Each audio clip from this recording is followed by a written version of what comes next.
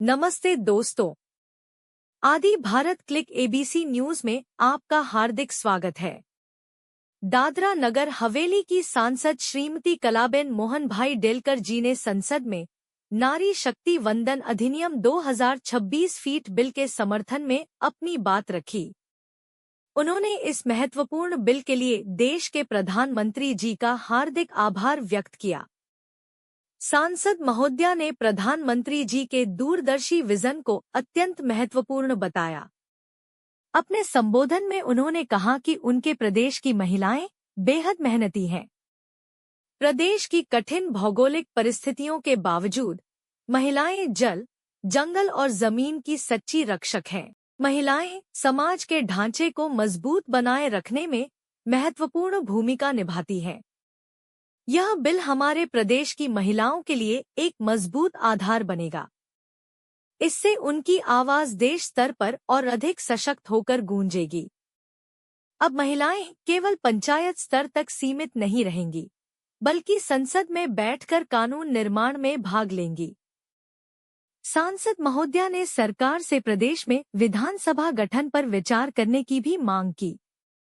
अंत में उन्होंने प्रदेश की जनता को आश्वस्त किया कि वे उनके हक, अधिकार और न्याय के लिए हमेशा संघर्ष करती रहेंगी। धन्यवाद अध्यक्ष महोदय। मैं आज इस सदन में एक ऐतिहासिक बिल का हिस्सा बनने खड़ी हुई हूँ, जिसकी प्रतीक्षा भारत के करोड़ों माताओं बहनों को दशकों से थी। नारी शक्ति वंदन अधिनियम 2026 के समर्थन में बोलने के लिए खड़ा होना मेरे लिए न केवल एक राजनीतिक दायित्व है, बल्कि एक अत्यंत भावुक क्षण भी है। अध्यक्ष महोदय, सबसे पहले मैं संगीता जी बैठ जाइए। भारत के माननीय प्रधानमंत्री जी का बहुत आभार व्यक्त करती हूँ, जिनकी दूरदर्शी विजन के कारण आज यह बिल सदन में पेश हो रहा है। मैं मेरे प्रदेश की जनता का भी तहे दिल से आभार व्यक्त करती हूँ, जिन्होंने मुझे इस सदन में भेजा और आज की उन्हीं के आशीर्वाद से मुझे इस बिल पे बोलने का अवसर मिल रहा है। अध्यक्ष महोदय, मैं उस दादरा नगर हवेली का प्रतिनिधित्व करती हूँ।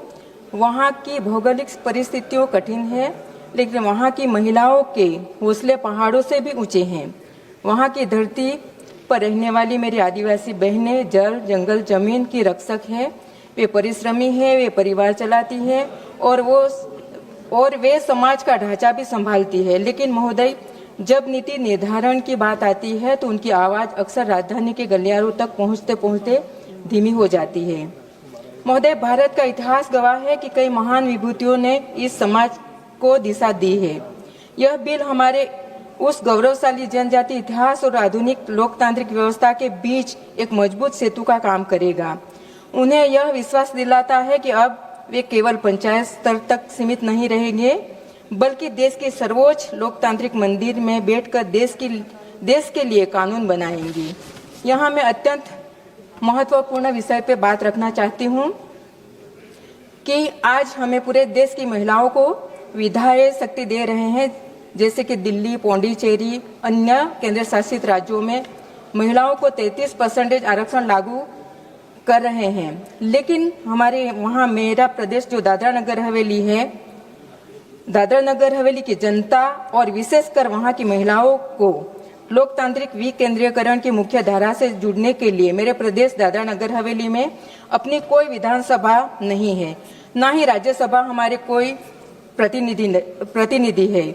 मेरी इस सदन के माध्यम से सरकार से मांग है कि हमारे क्षेत्र की प्रशासनिक आवश्यकता को देखते हुए यहाँ भी विधानसभा के गठन पर विचार किया जाए, ताकि हमारी बहनें अपनी स्थानीय विधानसभा में भी इस ऐतिहासिक संशोधन का लाभ उठा पाए। भारत जैसे महान देश में जहां नारी को शक्ति और ममता का प्रतीक माना जाता है, वहीं लंबे समय तक महिलाओं को राजनीति और निर्णय लेने के क्षेत्र में पर्याप्त अवसर नहीं मिल पाए। इसी असमानता को दूर करने के लिए नारी शक्ति वंदन अधिनियम एक ऐतिहासिक कदम है। यही अधिनियम महिलाओं को लोकसभा और राज्य विधानसभाओं में 33% आरक्षित प्रदान करता है। उसका उद्देश्य है कि महिलाओं न केवल समाज में बल्कि देश की नीतियों और निर्णयों में भी समान भागीदारी निभा सके। कृपया समाप्त करें। जब महिला सशक्त होती है तो पूरा समाज सशक्त होता है। यह अधिनियमन महिलाओं को आत्मनिर्भर बनने में, अपनी आवाज उठाने और नेतृत्व की भूमिका को निभाने का अवसर देता है। कलाबेन जी अपनी बात को समाप्त करें। 1 मिनट महोदय, महिला आरक्षण बिल उस संकल्प का एक राजनीतिक सुरक्षा कवच प्रदान करता है। मैं डॉक्टर बाबा साहेब आम्बेडकर जी का भी बहुत तहे दिल से आज कोटि कोटि नमन करती हूँ कि उनके आशीर्वाद से ही आज हमारी महिलाओं को अधिकार मिला है।